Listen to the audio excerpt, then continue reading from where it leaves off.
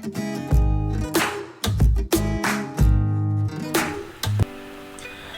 everyone, welcome back to my channel Investor Happy.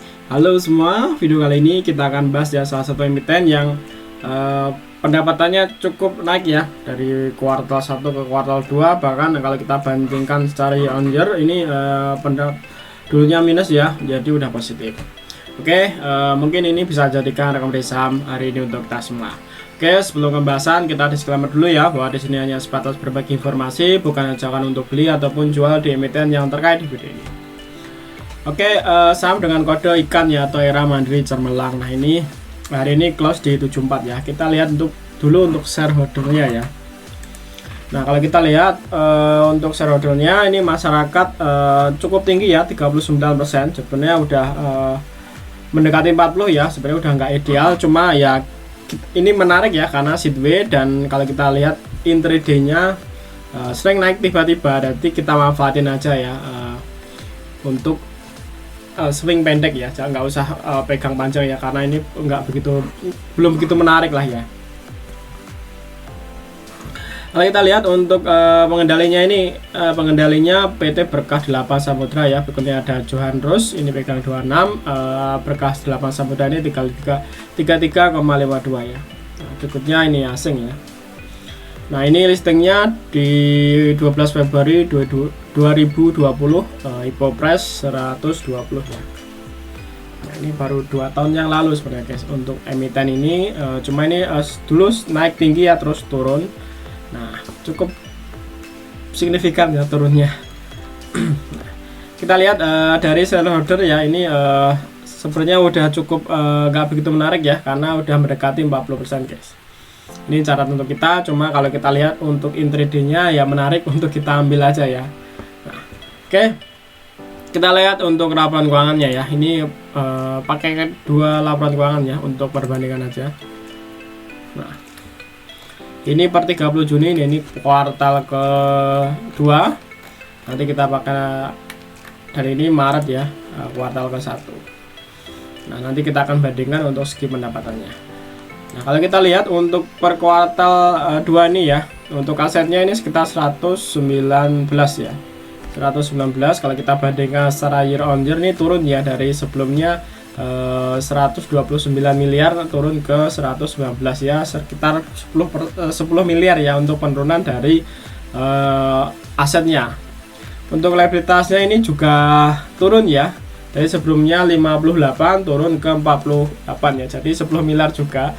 Artinya nanti liabilitasnya turun, ekuitasnya harusnya masih stabil ya, atau mungkin bahkan naik ya. Kita lihat untuk ekuitasnya ini ya naik tipis ya, dari sebelumnya 70 miliar naik ke 71 miliar ya. Oke, kita lihat untuk pendapatannya. Nah, untuk pendapatan ini ya, kita lihat langsung pendapatan aja. Kalau pendapatan ini sekitar 376 ya. Kalau kita bandingkan secara year on year ini minus ya. Secara year on year dulu sebelumnya minus 1,2, sekarang udah naik ya ke 376, udah positif ya. Jadi ini udah ada perbaikan kinerja lah kalau kita bandingkan secara year on year. Nah, kita bandingkan secara per kuartal setiap mana. Kalau kita lihat untuk per kuartal kemarin ya, kuartal 1 atau kuartal sebelumnya ini pendapatannya 112 miliar ya, 112 miliar. Kalau kita lihat ini, dan di kuartal 2 376 ya, hampir 200% ya untuk kenaikan dari pendapatannya. Jadi ini pendapatannya naik sekitar 200% ya untuk per kuartal. Tapi kalau kita bandingkan secara year on year ini naik ya, hampir 400%-an ya. Nah, kalau kita bandingkan secara year ini 400%-an ya. Nah, cuma kita bandingkan secara per kuartal aja ya. Untuk per kuartal ini juga naik ya, untuk IPS-nya juga naik ya, dari sebelumnya 0,14 ini naik ke 0,45 ya. Jadi ya sekitar 300%-an ya untuk kenaikan IPS-nya sendiri ya. Sebenarnya ini ada perbaikan kinerja guys ya, dari sebelumnya minus udah menjadi ke positif ya. Nah, tinggal kita lihat nanti seperti apa ya di kuartal ketiga. Nah, untuk arus kas atau cash flow-nya ini ya, cash flow-nya juga masih aman ya, dari sebelumnya 5,8 ini naik ke 5,9 ya kalau kita bandingkan secara year on year-nya ya. Kalau kita bandingkan secara per kuartal, untuk cash flow-nya ini turun ya, dari sebelumnya tuh 8,4 ya, 8,4 turun ke 5 miliar ya untuk cash flow-nya. Oke, dari laporan keuangan ya, emiten ini asetnya memang turun ya, tapi likuiditasnya juga turun, dan ekuitasnya naik tipis tadi ya. Terus dari segi pendapatan, emiten ini pendapatannya naik ya kalau kita bandingkan secara per kuartal ya, per 2 kuartal, baik tadi dari kuartal ke 1 ya berbanding kuartal kedua, ataupun secara year on year ini naik ya. Nah, dari IPS-nya 0,14 naik ke 0,45 ya, sekitar 300%-an guys untuk kenaikan dari IPS-nya sendiri ya. Oke, dari laporan keuangan seperti kurang lebih seperti itu guys ya. Jadi kalau menarik ya bisa dimasukin waitlistnya teman-teman ya. Oke, kita lihat untuk chartnya sendiri seperti apa. Nah, kalau kita lihat untuk chartnya ini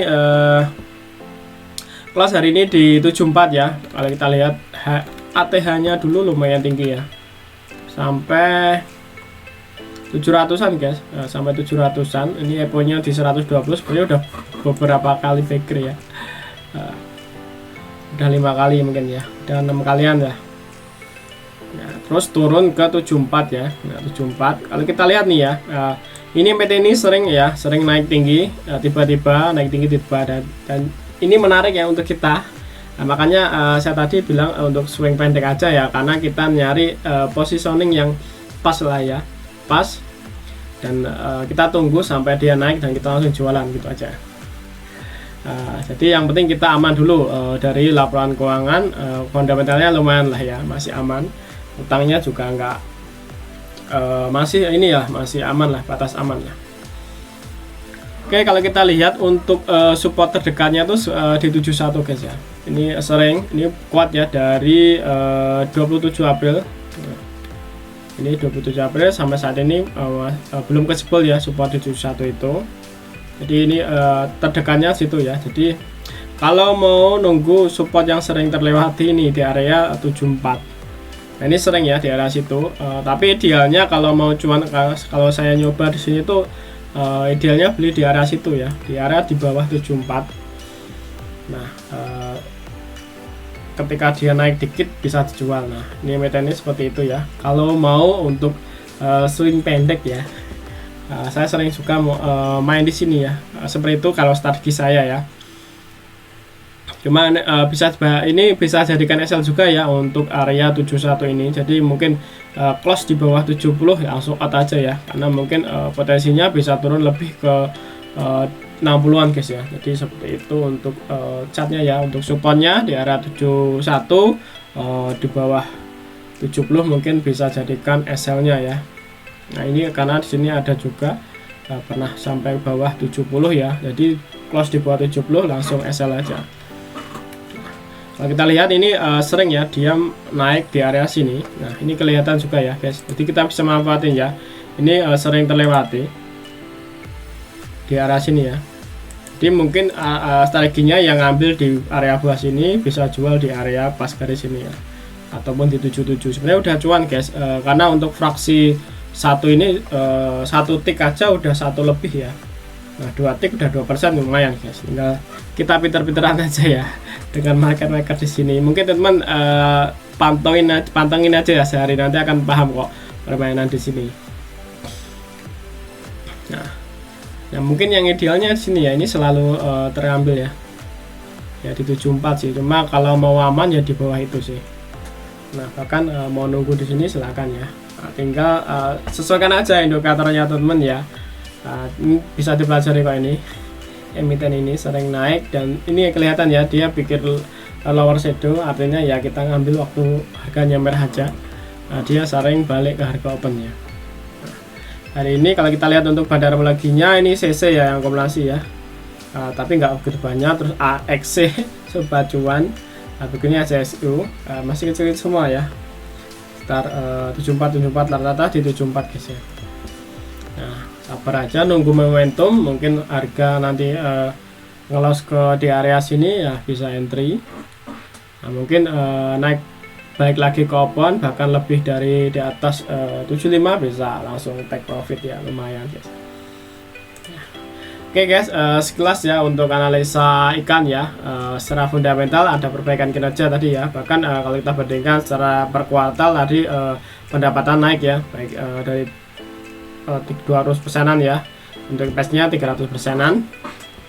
Terus untuk shareholdernya ini yang perlu di garis bawahi atau kita tandain ya, shareholdernya udah 39 ya, udah mendekati 40. Jadi untuk warning untuk kita ya, mungkin yang teman-teman tidak cocok dengan emiten dengan shareholder di atas 40 atau 40% untuk masyarakat, mungkin ini abaikan aja ya.